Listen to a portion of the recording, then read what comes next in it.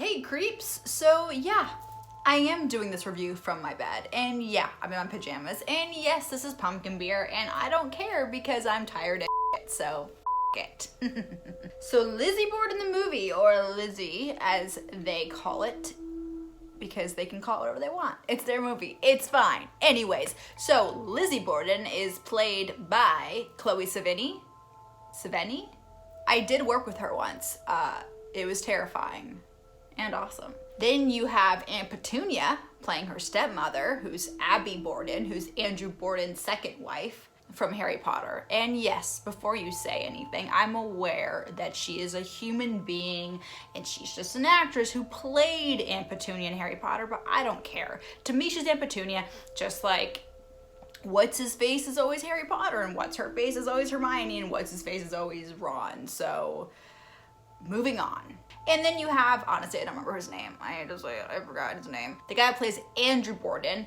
And then you have my favorite actress of all time, the very emotionally vulnerable and expressive Kristen Stewart, whose little that little expression she does where she's both in pain, terrified, and apologetic for living actually works for once, as she plays Bridget Sullivan, who is the Borden family maid. She's Irish, and I have to say the girl did a pretty good job having an Irish accent. So apparently we found the one thing that Kristen Stewart can do. Sheen to that. Now going into this, I already knew, just from the trailer alone, I was gonna have a lot of issues with this movie because they, as you can see, have made a lot of bold choices, like defiantly declaring the fact that Lizzie Borden is a lesbian. Please place your right hand on the Bible before you. And then also declaring the fact that she's not just a lesbian, but she's clearly in love with Bridget the maid. You need me help. You have it. Let's be certain if you say that. And that Bridget the maid is clearly being raped by her father, Andrew Borden. Up there. Sometimes it's best to leave the door open. It's all right, sweet girl. And then, of course, the creme de la creme, the fact that they are staking their flag, and the fact that, or I should say, axing their flag in. I don't know. You figure it out. That Lizzie absolutely, 100%, unequivocally committed the murder. So, let's get into our fact and fiction, shall we? The movie opens the black screen title, black, just in white letters, Lizzie. And then you're like, oh, I forgot. You premiered at Sundance. You're an art house film and you're black screen in white letters. Very simple. It's very art housey. We get it. The movie opens on August 4th, 1892. Now, this is an important date. Why, Malia? Because that's the date when Andrew Borden and his wife, Abby Borden, were found hacked to death in the head. I think Abby Borden had 19 chops to the head, and I think Andrew had 40? Just to make sure they're dead. We see the classic moment of the legs from the hallway, the bedroom floor where Abby's laying, very classic. There's a picture of it. We all know this image. We hear the scream. We hear, Bridget, come! Father's been hacked to death, murdered, whatever she says. It doesn't matter. They're dead. Then all of a sudden, we're gonna jump back in time because we're getting real original here. So how did this all happen? So then all of a sudden, it's 6 months earlier, we see Bridget Sullivan, played by Kristen Stewart, that actress. She's hobbling with her bags down Fall River, Massachusetts, obviously making her way to the Borden home. She enters the Borden home, and Abby Borden, played by Aunt Petunia, is just a really sweet lady that's showing her little attic room, and she's like, oh, thank you, little miss. That's not Irish. But off the bat, Abby is calling her Maggie, which in fact, and this is a fact, was their old maid's name. And so out of disrespect, they don't even ask her hey lady, what's your name? Then all of a sudden, Lizzie barges into her room because she has no boundaries, and she instantly looks at her and she's like, oh, She's looking at her like she's a snack. She's snacking her up. She wants a piece instantly. Like, okay, we're not even gonna be shy about this. There's gonna be no building. She clearly wants a piece off the bat. That's fiction, guys. We don't know if that happened. We can't be sure of that. After Lizzie barges into Bridget's room, she asks her what her name is. She's like, Maggie. And Lizzie's like, nah.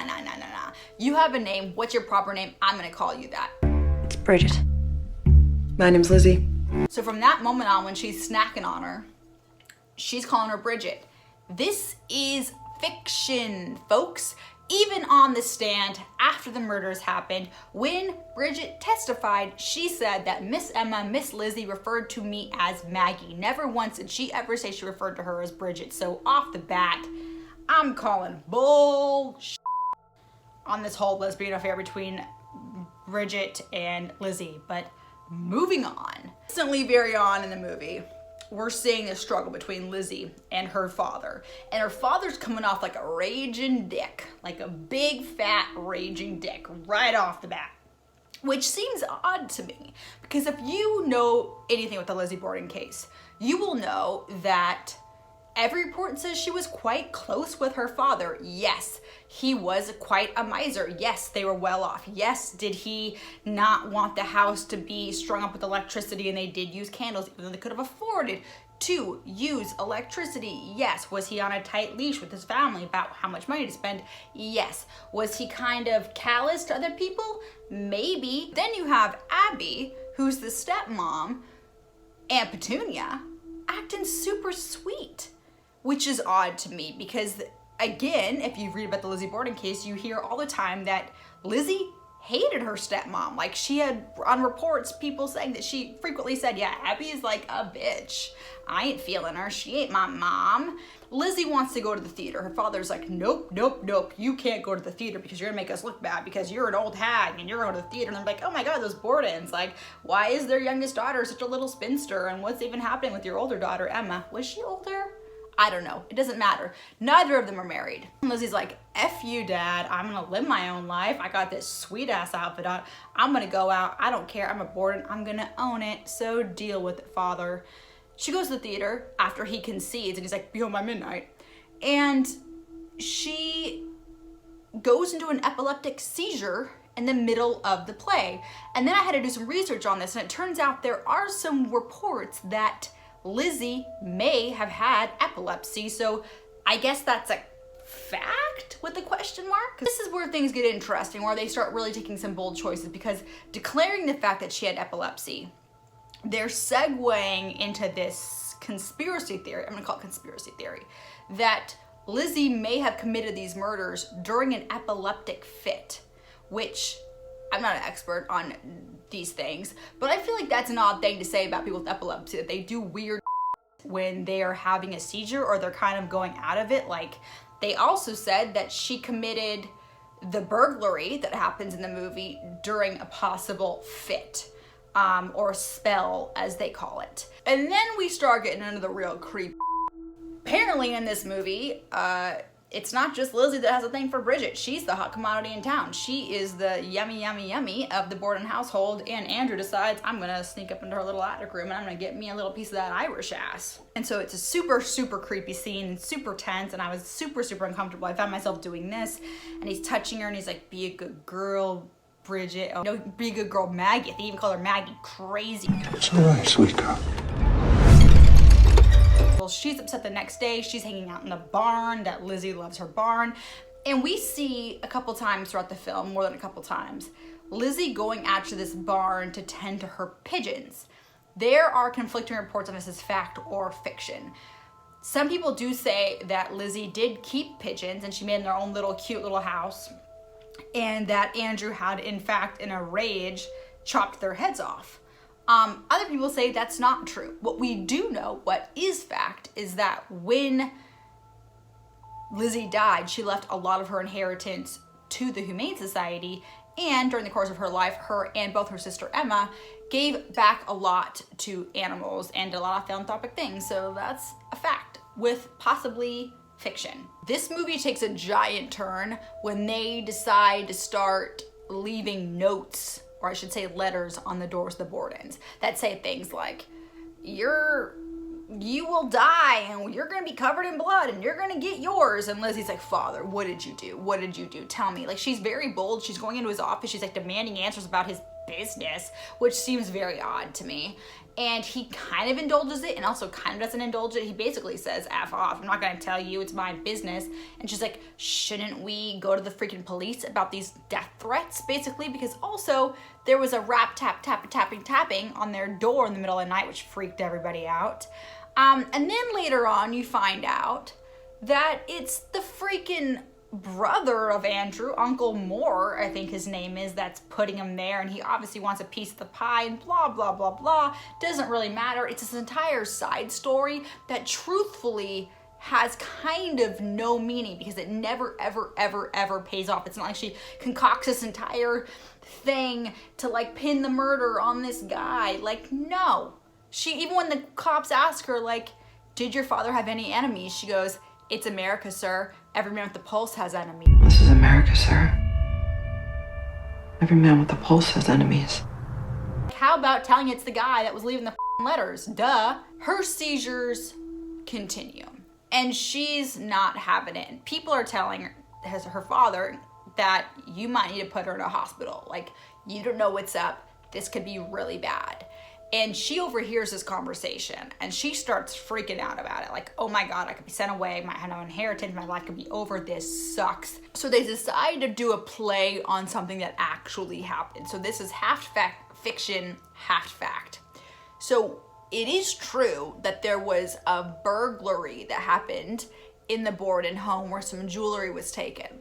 In the film, Lizzie loses her shit. She thinks she's gonna be sent away. She's freaking out about everything. So she goes into her father's stuff. She grabs some money out of the wallet. She goes into her stepmom's thing. She grabs some jewelry. She runs out of the local pawn shop, and she is like, how much can I get for all these things? She goes back to the house. Her sister Emma sees her trying to stage this robbery, and she's like, he's not gonna believe you, Lizzie. And I'm already thinking, like, what is she in on it? Like, why isn't she stopping her? What the hell? Like, the way the movie plays with Emma is bullshit. It tells you nothing. It's stupid. So basically, and then Andrew comes home. The police are there. They're questioning her, and the father was contacted by the pawn shop guy, whatever. So you're assuming they're like, well, if it was a pawn shop guy, obviously he told you it was Lizzie, and he knows it. So he goes out and chops the heads off all of her pigeons, and she's like losing her mind. She's all upset, and they feed her pigeon for dinner. She calls everybody a coward. She's yelling. It's a whole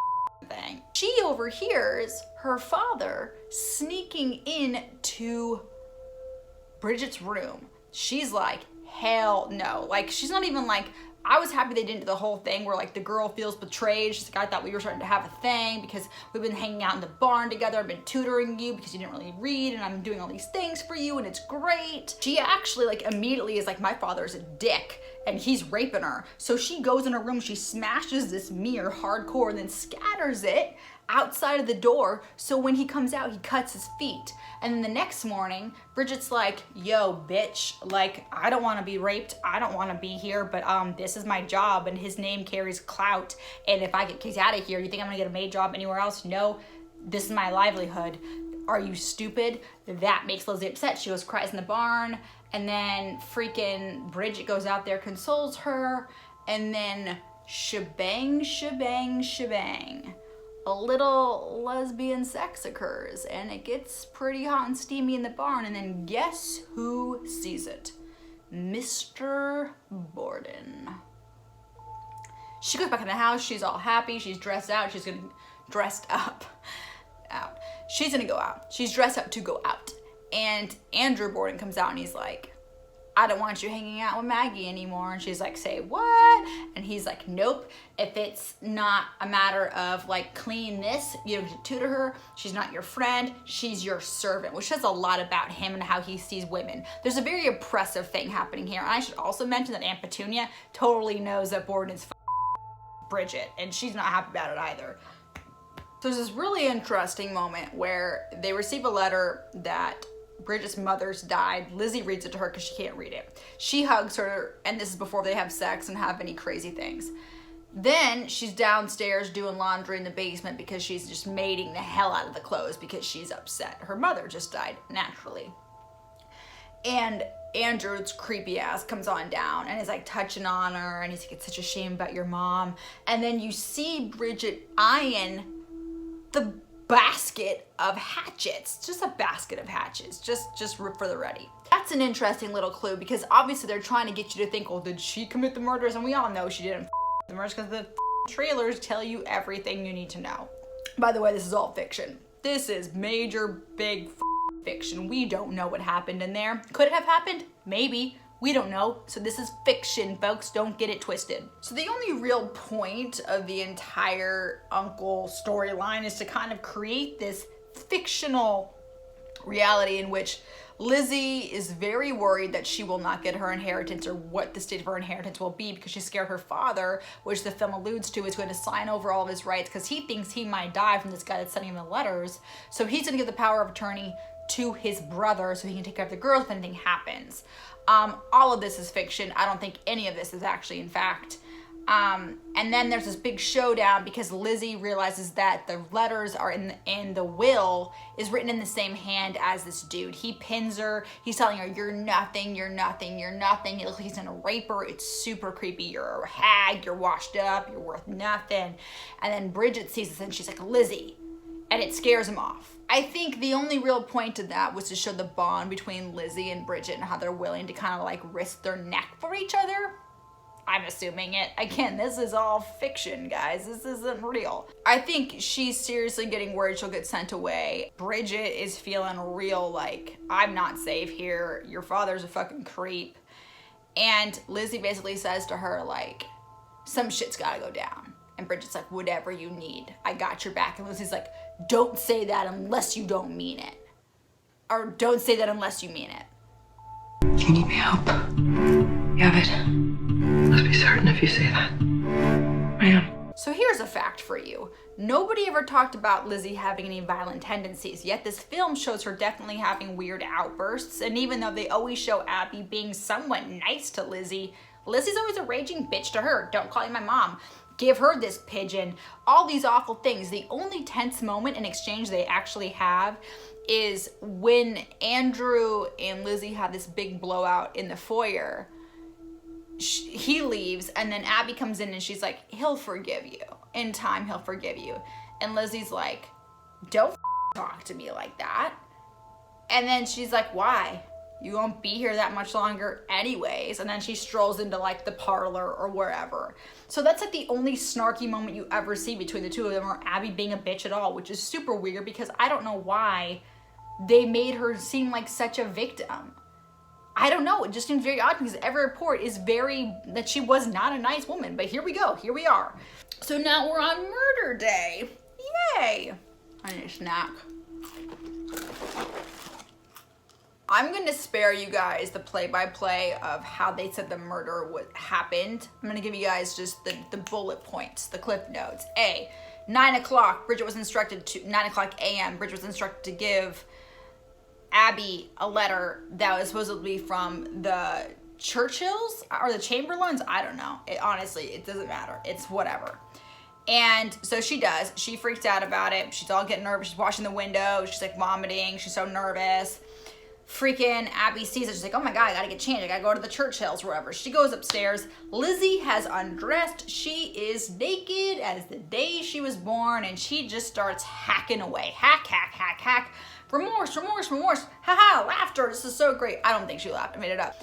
She washes herself off in the sink. Bridget starts vomiting. She knows what's happening. Now, the big showdown after she washes off the axe. She leaves the axe by the basement stairs. She's now redressed. She's outside eating some pears by the pear tree. Now it is Bridget's time to shine. She goes inside. She undressed. She's nervous, so nervous, so nervous. After Andrew had been knocking them in the house, he's now on the little settee. He's with his little newspaper. She comes in naked as the day she was born, holding the hatchet over her head. And she's like, oh my God, I can't. Oh my God, I can't. Oh my God. And then Lizzie comes in probably like, what the hell's taking you so long? And so she takes the hatchet from her, starts hacking her dad. And then Bridget crumples over in the corner. here's some facts for you guys that are not fiction. The coroner estimated that Abby Borden died at 9:30 in the morning. Andrew Borden died around 11 a.m. in the morning. The police were called between 11:10 and 11:15 a.m. That's about 10 minutes. Now, could Lizzie have committed those murders and cleaned herself up in that amount of time? Well, she had 90 minutes, the first one, so obviously she could do it then, and the movie says she did.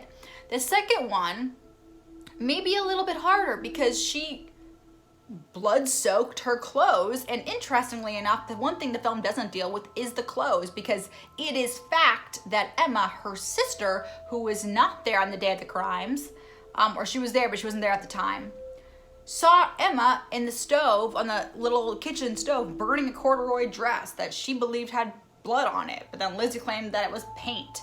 That wasn't even touched on this film. So you just have her washing herself off and like leisurely cleaning up Bridget and being like, you just go lay down for a while, I'll take care of this stuff, I'll clean off the axe, and then I'll hack off the handle, and then I'll burn the handle, and then probably just take in some moments, redress myself in my very hard to get into Victorian garb that you usually have to help me get into, but yet I'm gonna do it myself because all of a sudden I'm a angel that can make miracles happen on my body. The police get there. Somebody was here. Where were you? I was outside washing windows. Where were you? Well, like, I don't know. I came in and saw my father was killed. Flash forward, flash forward, flash forward. They talk to Emma, her sister, so she's not pleading guilty. Basically, they arrest Lizzie, which is true. They arrested her, the trial, all that happened a week after the murder. They put Maggie on the stand, who defiantly in the film stands by Lizzie's side. She didn't necessarily stand by her side in real life. However, she also couldn't really say that she thought that Lizzie did it. She basically said, I saw her coming from the barn. She was outside. That's about it. Of course, in the jail cell, Maggie comes in, or Bridget, I should be respectful. Bridget comes and visits her. She basically says, like, I don't know who you are. Don't write me. Don't follow me. Like, you live your life. I'm going my separate ways. I was nothing to you. I don't know who you are. So the lovers' quarrel ends. It means nothing. The uncle has one last little hurrah here. He shows up at the jail cell, and there's an interesting exchange that happens here because, again, it's a mixture of fact and fiction.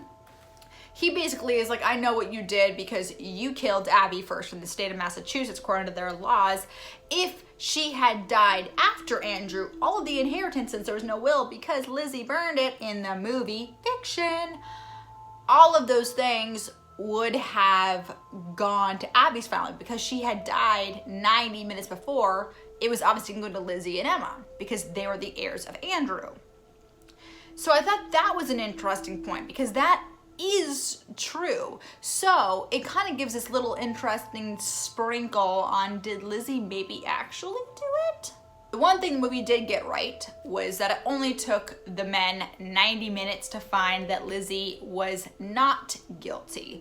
Now, not guilty being a loose term because no one's found innocent or guilty. They are found guilty or not guilty. You're only guilty if they can prove within a reasonable doubt, without reason, you know what I'm saying, that they didn't commit it or they did commit it. They couldn't actually prove that Lizzie did kill them. Was she the only person in the house? Yes. Did she find them? Yes. Did they think she had motive? Yes. I think that's loose because at the end of the day, what is motive? She was gonna get the money no matter what. Yes, her father was oppressive. Yes, but like, apparently, in all fact that I've read, they had a close relationship, even bordering on incestuous. If he was raping anybody, it might have been her. Can we say that Lizzie wasn't a lesbian? No, we can't say that because a lot's up in the air with this.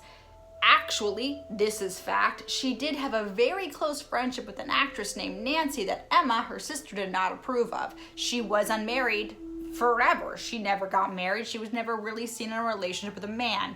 Now, could that mean she was a lesbian? Sure. In a time where being gay wasn't accepted? Sure. Was this also the Victorian era, and if you weren't married, you were considered a lesbian or wrong or a hag or washed up? Yes. So it's really hard to say if she was a lesbian or if she was a woman that just didn't like anybody, or maybe she was convicted and then found not guilty of the murder of her parents, and then nobody wanted to touch her. She became a social leper. Her and her sister even got into a fight after the whole thing happened, and they didn't talk for the rest of their lives. She died at 67 in Fall River, Massachusetts. Bitch held her place. She didn't go running scared. But my God, like, do I think Lizzie did it? I gotta tell you guys, I've wanted to believe she had my entire life because it makes for a really good story. However, after reading Popular Crime by Bill James, fantastic book, the way he breaks down the timeline, it becomes impossible to believe that she did. Now, I'm not going to go into the details about that because it's a movie review, but go ahead, marinate on that, and maybe go check it out yourself because that is crazy, and maybe when I go there one day, I'll do a full episode on it. You heard it here first, folks. How did I feel about this movie? Well, besides all of the fiction, and to be fair, they do call it a fictional retelling of the Lizzie Borden case, except while you're watching this movie, there's no part about it where you feel like they don't absolutely believe the story they're telling. Now, a lot of it could be true. I really couldn't tell you that it is impossible to be true. Could she have been carrying on a relationship with a maid? Absolutely. Did she actually steal those things? Actually, yeah, I think she did in a weird fit. I think she might have done some petty thievery in her own home. Actually, the true story of that's way more intense. She was actually like holding the bar of soap that she had scribbled in profanities on the mirrors with when they came in and saw her holding the soap, and she was super out of it. So maybe she did do things in epileptic seizures. Maybe she did have epilepsy. These are all things that could have happened, but we don't know.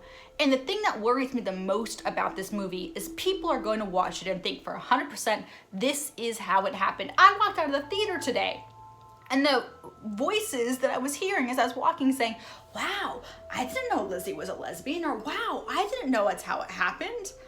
Nobody does. It didn't. We don't know. Maybe it did. We can't say for sure. What I can say for sure is that this movie was a standalone film and I didn't feel so passionately about this case, then I would really enjoy this movie. It is disturbing as it is tense. It is patient. I do think the performances are good. Kristen Stewart does fall into her little like, oh my God, don't look at me. But you kind of get with it. Saveni, however you pronounce her name, Chloe is brilliant. She's always brilliant. But even casting her was a choice because kind of like Kristen Stewart, she kind of only does this. There's not a lot of range there as far as have you ever seen her play a very joyous character? No, not saying she has to. I'm just saying she gets cast for specific reasons. And by casting her, you're already telling the audience, we're kind of going here with Lizzie. She might have a spike or two with the animals, a spike or two with her little affair, but we're kind of going to stay here. We're not going to get a very social, happy,